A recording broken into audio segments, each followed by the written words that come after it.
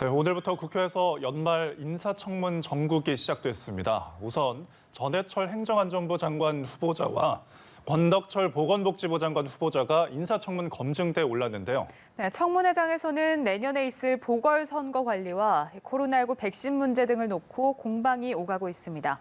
국회로 가보겠습니다. 박현우 기자.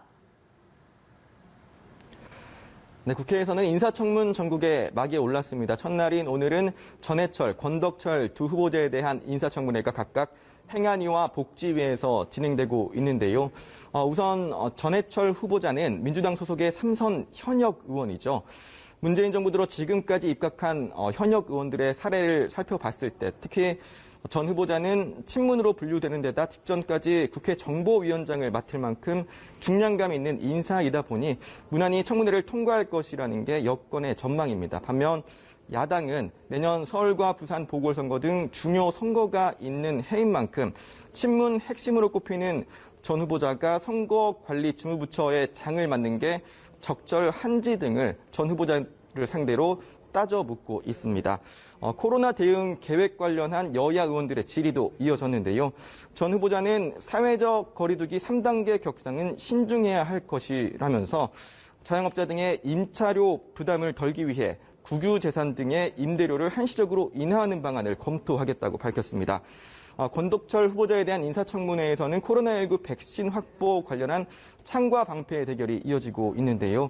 국민의힘 의원들이 백신 확보가 다른 나라들에 비해 늦어졌다며 공세를 퍼붓자 민주당은 불안감을 조장하지 말라면서 맞서고 있습니다. 권덕철 후보자는 4,400만 명분의 백신을 정부가 확보했으며 내년 2월에서 3월쯤에는 접종이 가능할 것이라면서 내년 4월 재보궐선거와 백신 접종을 연관짓는 음모론 등은 잘못된 정보를 양산하는 것이라는 데 동의했습니다. 네, 막 오른 인사청문 정국이 내일과 모레도 잇따라 인사청문회가 예고돼 있는데요. 특히 내일 있을 변창흠 국토부 장관 후보자의 청문회를 앞두고 여야의 분위기도 전해주시죠. 네, 변창흠 후보자에 대한 지명 직후부터 야권은 과거 변 후보자의 발언 등을 부각시키는 동시에 각종 의혹을 제기하면서 부적격성을 강조해 왔죠. 공유주택 거주자와 구의역 사고 관련 막말 논란과 관련해서는 변 후보자가 여러 차례 사과의 뜻을 밝혔지만 야당은 국민적 분노와 짜증을 유발하는 불량 후보라면서 즉각 지명을 철회할 것을 촉구하고 있는 상황입니다.